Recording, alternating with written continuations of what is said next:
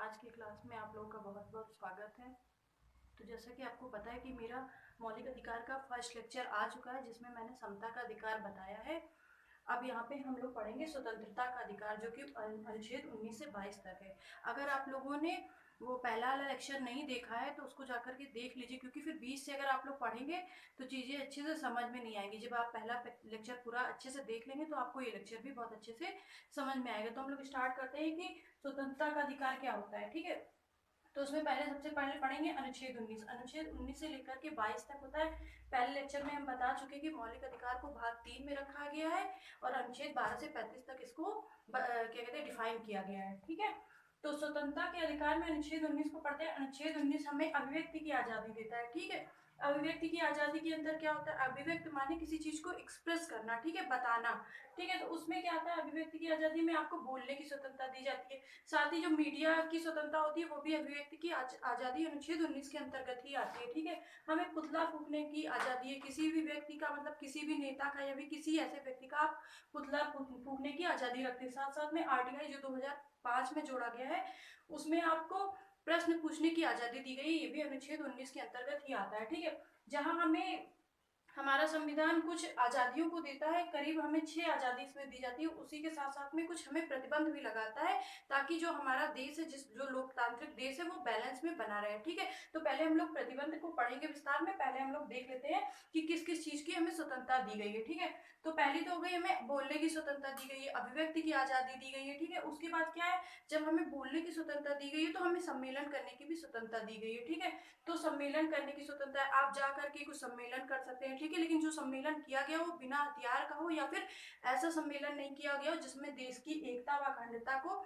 के खिलाफ हो। ठीक है, था कि साथ ही साथ देश की सुरक्षा के खिलाफ हो या फिर विदेशी संबंध को खराब करता हो। ठीक है, ये सारी बातें जो है वो आपको ध्यान में रखते हुए सारी सारी बातें यहाँ पे करनी है। ठीक है, तो सम्मेलन ऐसा आप कर सकते हैं कि आप लोगों को इकट्ठा करके सम्मेलन कर सकते हैं, जिसकी आजादी हमारा अनुच्छेद 19 हमें देता है। ठीक है, आप सम्मेलन कर लिया तो आपको समिति बनाने की, संगठन बनाने की भी आजादी अनुच्छेद 19 देता है। ठीक है, उसके बाद संचरण की आजादी, आप देश के किसी भी हिस्से में घूम फिर सकते हैं, लेकिन इसमें कुछ रिस्ट्रिक्शंस लगाई गई हैं, जैसे कि आप कुछ आदिवासी इलाके हैं वहां पे आपको जाने से प्रतिबंध लगाया गया है। साथ ही साथ अभी तक जम्मू एंड कश्मीर में भी प्रतिबंध लगा था, लेकिन अब उसको 5 अक्टूबर 2019 से वो भी प्रतिबंध हटा दिया गया। ठीक है, और फिर अब आप संचरण कर रहे हैं, कहीं देश के किसी हिस्से में घूम रहे हैं, तो साथ ही साथ आपको वहां पे निवास करने की भी स्वतंत्रता दी गई है। ठीक है, वहां आप निवास कर सकते हैं, वहां पे बस सकते हैं, ये भी आपको स्वतंत्रता दी गई है। उसके साथ में आपको संपत्ति का अधिकार दिया गया है, जिसको भी हम डिटेल में आपको बताएंगे। ठीक है, उसके बाद आपको व्यापार करने की भी स्वतंत्रता दी गई है, कि आप जो है कोई भी अपनी इच्छा के अनुसार व्यापार कर सकते हैं। ठीक है, कोई भी व्यापार करते हैं, आप किराने की दुकान खोलते हैं या फिर किसी भी प्रकार का व्यापार करते हैं, आप टीचिंग करते हैं या फिर आप डॉक्टरी का करते हैं या कुछ भी करते हैं, उस सारी चीजों की आपको स्वतंत्रता दी गई है। ठीक है, इसका संविधान संशोधन हुआ था। ठीक है, संविधान संशोधन हुआ था, जिसमें इसको उठा करके अनुच्छेद 30 का हमें कानूनी अधिकार के अंतर्गत रख दिया गया है। ठीक है, तो अब संपत्ति का अधिकार हमारा मौलिक अधिकार नहीं है, हमारा कानूनी अधिकार हो गया है। ठीक है, और आप जो भी चीजें करेंगे वो इन सब चीजों को ध्यान रखते हुए करेंगे कि आप देश की एकता अखंडता को चोट नहीं पहुंचाए। साथ ही सुरक्षा, आपको संचरण की सुविधा दी गई है, मतलब आप देश के किसी भी हिस्से में घूम सकते हैं, तो आप ऐसी जगह नहीं जा सकते हैं जहां पे देश की सुरक्षा के लिए नुकसानदायक हो, जैसे कि अब भारत पाकिस्तान का बॉर्डर हो गया, तो वहां पर आप जो है जाकर के आपको घूमने की अनुमति नहीं दी जाती है। ठीक है, साथ में ऐसा कुछ नहीं कर सकते जिससे विदेशी संबंध खराब हो, जैसे कि हमारे देश में कोई प्रधानमंत्री या राष्ट्रपति आते हैं तो उसके बारे में आप कुछ गलत नहीं बोल सकते जिससे हमारे देश की और दूसरे देश के साथ में संबंध खराब हो। तो ये हो गया अनुच्छेद 19, जो हमें स्वतंत्रता देता है, इन सब चीजों की 6 स्वतंत्रताएं देता है, जिसमें से संपत्ति के अधिकार को हटा करके इसको कानूनी अधिकार में रख दिया गया। तो अनुच्छेद 19 पढ़ लिया है, हम लोग क्या पढ़ेंगे, अब अनुच्छेद हम लोग 20 देखते हैं। ठीक है, अनुच्छेद 20 हमें क्या देता है कि दो सिद्धि के से संरक्षण देता है। ठीक है, अनुच्छेद 20 में क्या देखेंगे, दो सिद्धि से संरक्षण।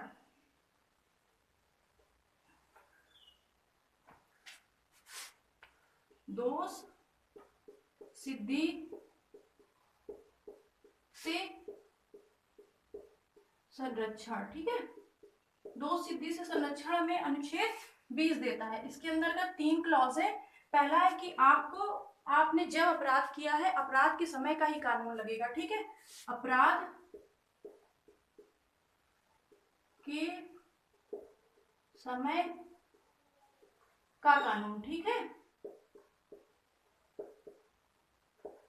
मतलब आपने अपराध, मान लीजिए कोई अपराध आपने किया है, आपने अपराध 2020 में किया है, ठीक है। तो जब आपने अपराध किया, अब आपका अगर किसी का आपने हाथ तोड़ दिया है, तो आपने 2020 में अपराध किया कि आपने किसी का हाथ तोड़ दिया है, हाथ तोड़ने की सजा 2020 में मान लीजिए 1 साल की सजा थी, ठीक है। तो अगर आपका मुकदमा कंप्लीट होते होते वो 23 में पहुंच जाता है, 2023 में कंप्लीट होता है, और तब तक जो हाथ तोड़ने की सजा है वो 2 साल की हो जाती है, तो आपको 2 साल की सजा नहीं मिलेगी, आपको मिलेगी 1 साल की सजा। साथ ही साथ आपको अपराध से पहले की भी सजा नहीं दी जाएगी, ताकि जैसे राजा महाराजाओं के टाइम में क्या होता था, हाथ तोड़ने का बदला हाथ तोड़ना हो गया, ठीक है, या फिर हाथ का बदला हाथ और खून का बदला खून होता, तो वैसा भी नहीं होगा, आपको सजा उसी टाइम की दी जाएगी जिस टाइम आपने अपराध किया हो, ठीक है। ये बात आपको ध्यान रखनी है, ठीक है। उसके बाद आपको एक अपराध के लिए एक सजा दी जाएगी। क्लॉज 20 का क्लॉज 2 है कि एक अपराध की एक सजा, एक अपराध की एक सजा, ठीक है। हमारा अनुच्छेद 20 का जो क्लास 2 है वो कहता है कि जब हमने एक अपराध किया है तो उसके लिए एक सजा दी जाएगी। जैसे हमने किसी का किसी को मारा पीटा, ठीक है, अगर आपने किसी को जैसे मारा पीटा तो उसके लिए आपको मान लीजिए 5 साल की सजा तो होती है, और आपने 5 साल की सजा काट ली है, तो उसके बाद जब आप जेल से बाहर निकल के आते हैं तो आपको दोबारा इसी अपराध के लिए कोई सजा नहीं दी जाएगी, ठीक है। लेकिन अगर आपने 2 अलग अलग अपराध किए और 2 अलग अलग FIR होती है, तो फिर आपको 2 अलग अलग क्या कहते हैं, आप पे मुकदमा चलेंगे और 2 अलग अलग सजा मिलेगी। लेकिन अगर आपने एक अपराध किया है, फिर उसके बाद आपने अपराध की सजा काट ली है, तो उसके बाद आपको दोबारा उसी अपराध के लिए जेल नहीं भेजा जाएगा, ना तो आप पे मुकदमा चलाया जाएगा, ठीक है। अब क्या होता है, खुद के क्लास 3 क्या कहता है, खुद के विरोध में गवाही नहीं, मतलब आपको जबरन कोई आपने कोई अपराध किया है तो आपको जबरदस्ती कोई खुद ही के विरोध में गवाही देने के लिए मजबूर नहीं करता। जैसे पुलिस वगैरह क्या करती है, पीट पीट कर उगलवा लेती है कि आपने ये अपराध किया है, बोलिए कि आपने ये अपराध किया है, ठीक है। तो ऐसा कुछ नहीं है, जो पुलिस के सामने दिया गया बयान होता है वो कोर्ट में मान्य नहीं होता, आपने कोर्ट के सामने जो बयान दिया है उसे माना जाएगा, ठीक है। तो आपको जबरन कोई ये नहीं कह सकता है कि आपने जो कुछ गुनाह किया, जो अपराध किया, उसके लिए आप खुद गवाही दें, आपको कोई इस बात के लिए बाध्य नहीं कर सकता है। तो अनुच्छेद 20 में हमने क्या पढ़ा कि 2 सिद्धि से हमें संरक्षण मिलता है। एक तो हमें क्या मिलता है कि हमने जिस टाइम में अपराध किया है उसी टाइम की हमें सजा मिलेगी, उसी टाइम का हमें कानून लगाया जाएगा, ठीक है। उसके साथ साथ अगर हमने एक अपराध किया तो उसके लिए हमें सिर्फ एक बार सजा मिलेगी, ठीक है। और खुद के विरोध में हमें गवाही देने की आवश्यकता नहीं है, हमें कोई बाध्य नहीं कर सकता है कि हम खुद के विरोध में गवाही दे। तो हम लोगों ने अनुच्छेद 20 पढ़ लिया। अब अनुच्छेद 21 देखते हैं। अनुच्छेद 21 कहता है प्राण एवं दैहिक स्वतंत्रता, ठीक है। अनुच्छेद 21 हमें क्या देता है, प्राण एवं दैहिक स्वतंत्रता।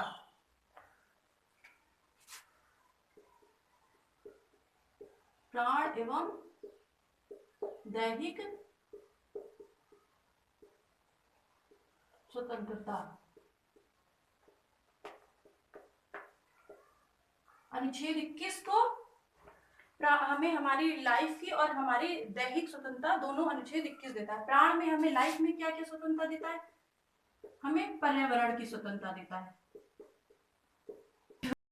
तो हम जो प्राण के अंतर्गत क्या आता है, आपको पर्यावरण की सुरक्षा है, ठीक है, पर्यावरण की सुरक्षा है, आपको आत्महत्या न करने की, क्योंकि और साथ साथ में आपको हेल्थ की भी स्वतंत्रता है, ठीक है। ठीक है, आत्महत्या अगर आप जो है आत्महत्या आप नहीं कर सकते, क्योंकि आप समाज के अभिन्न अंग है और आप जो है कहते हैं खुद मर नहीं सकते जब तक आपकी मृत्यु नहीं आती, तो आत्महत्या एक अपराध है, ठीक है।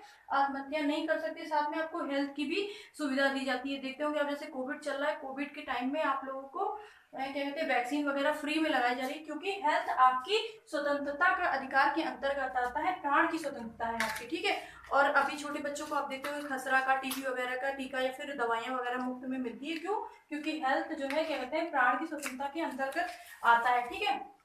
उसके बाद आपको दैहिक स्वतंत्रता के अंतर्गत भी कुछ अधिकार दिया जाता है, एकांतवास है ना, एकांत, साथ में विदेशी यात्रा, ठीक है। और आपको निजता का अधिकार दिया जाता है, ठीक है। आपको एकांत दिया था, एकांतवास दिया जाता है, निजता का अधिकार दिया जाता है, साथ में एडल्ट्री दी जाती है, एडल्ट्री। ठीक है, तो देखो एकांतवास में मतलब आप जो है अगर चाहें तो समाज के साथ रह सकते हैं, या फिर आप चाहें तो अकेले भी रह सकते हैं, कोई आपको बाध्य नहीं करेगा कि आप सोसाइटी के साथ में रहें। साथ में आपकी विदेशी यात्रा भी आपकी दैहिक स्वतंत्रता है, आप जब चाहें कहीं भी विदेश में आ जा सकते हैं, घूम सकते हैं। निजता के अधिकार के अंतर्गत कुछ चीजें होती हैं जो आप पर्सनली रखना चाहते हैं, जिसे आप सोसाइटी के साथ में शेयर नहीं करना चाहते हैं, जैसे आपकी फोटो हो गई या फिर आपकी कुछ पर्सनल चीजें हो गई जो आप समाज के साथ में शेयर नहीं करना चाहते हैं, तो वो आपका अधिकार है, आप चाहें तो करें और चाहे तो ना करें। ठीक है, तो निजता के अधिकार भी हमें दैहिक स्वतंत्रता के अंतर्गत ही आता है, अनुच्छेद 21 के अंतर्गत। एडल्ट्री क्या होता है? एडल्ट्री को 2018 में खत्म कर दिया गया है। मतलब कि अगर कोई विवाहित महिला है और कोई एक पुरुष है और महिला विवाहित है, ठीक है, तो जो महिला है वो किसी दूसरे व्यक्ति, किसी दूसरे जो है गैर पुरुष के साथ में किसी भी प्रकार का संबंध रखती है, तो पहले क्या होता था कि जो वो गैर पुरुष होता था उसके ऊपर अपराध का मुकदमा चला दिया जाता था। परंतु 2018 से ऐसा हो गया कि कोई अगर महिला किसी गैर मर्द के साथ किसी भी प्रकार का संबंध रखती है, तो ना तो उस पुरुष के ऊपर कोई अपराध का मुकदमा चलाया जा सकता है, ना तो महिला के ऊपर। ठीक है, और लेकिन इसके आधार पर आप चाहे तो उस महिला से तलाक ले सकते हैं। ठीक है, तलाक की आपको जो है स्वतंत्रता दी गई है। ठीक है, आप तलाक तो ले सकते हैं, लेकिन इस आधार पे कोई अपराध का मुकदमा नहीं चलाया जाता है। तो ये क्या हो गया? अनुच्छेद 21, जिसमें हमें प्राण और दैहिक स्वतंत्रता के बारे में बताया गया। तो आई होप इतनी चीजें आपको समझ में आ गई होगी। अब अनुच्छेद 21 को देखते हैं। तो अनुच्छेद 21 के अंतर क्या आता है कि शिक्षा का अधिकार। ठीक है, अनुच्छेद 21 का, अनुच्छेद 21 का शिक्षा का अधिकार।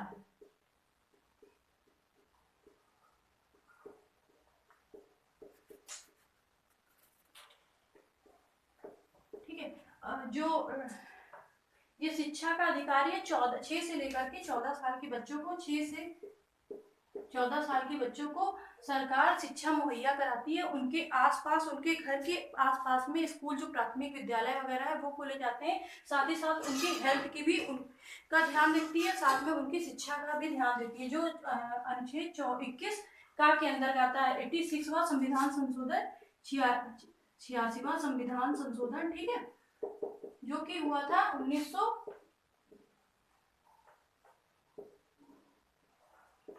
ठीक है, 2002 में। ठीक है, 2002 में हुआ था, जिसके अंतर्गत 6 से इसको जोड़ा गया था, जिसमें 6 से लेकर के 14 साल तक के बच्चों को मुफ्त शिक्षा दी जाएगी। साथ ही साथ उनके हेल्थ का भी ध्यान सरकार को रखना पड़ेगा। ठीक है, उसके बाद क्या आता है? अनुच्छेद 22। अनुच्छेद 22 के अंतर्गत क्या आता है? अनुच्छेद 22 आता है कि गिरफ्तारी से संरक्षण। ठीक है,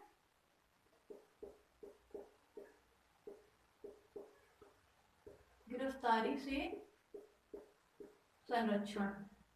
ठीक है, तो इसके अंतर्गत आता है कि जो सरकार है, जो अगर आपको पुलिस कभी गिरफ्तार करती है तो आपको 24 घंटे के अंदर ही 24 घंटे में आपको मजिस्ट्रेट के सामने क्या कहती है, पेश करेगी, है ना। और कुछ अपराधों में आपको वारंट देती है, कुछ अपराध इसके अंतर्गत नहीं आते, इसमें बिना वारंट के ही आपको गिरफ्तार कर लेती है। ठीक है, साथ में पुलिस को नजरबंद करने का भी अधिकार है कि वो आपको आपके घर में जो है कैद कर देती है, जहाँ पे आप अपने परिवार के साथ में रह सकते हैं, परंतु आपसे जो है सारे बाहरी कनेक्शन काट दिया था, जैसे आपके फोन वगैरह का कनेक्शन काट दिया था, टीवी वगैरह का कनेक्शन काट दिया था। तो इसमें आता है कि एक होता है जो अपराध के बाद, एक होता है जब अपराध के बाद की गिरफ्तारी, एक होता है अपराध से पहले की गिरफ्तारी। जो अपराध से पहले की गिरफ्तारी है उसके अंतर्गत आता है नजरबंद करने का। ठीक है, अपराध के बाद में जब आपने अपराध कर दिया तो उसके बाद में आपको वारंट के आधार पर भी, कुछ मुकदमे होते हैं इसमें वारंट के आधार पर गिरफ्तार करते हैं। ठीक है, कुछ में जो है बिना वारंट के आधार पर, लेकिन पुलिस को आपको मजिस्ट्रेट के सामने आपकी गिरफ्तारी से 24 घंटे के जो है 24 घंटे के बाद आपको मजिस्ट्रेट के सामने आपको वो पेश करेगी। ठीक है, तो ये हो गया गिरफ्तारी से संरक्षण। ठीक है, तो हमने स्वतंत्रता का अधिकार पढ़ लिया, जिसमें हमने अनुच्छेद 19 से लेकर के अनुच्छेद 22 तक समझ लिया है। तो आई होप ये चीजें आपको अच्छे से समझ में आई होगी। Thank you.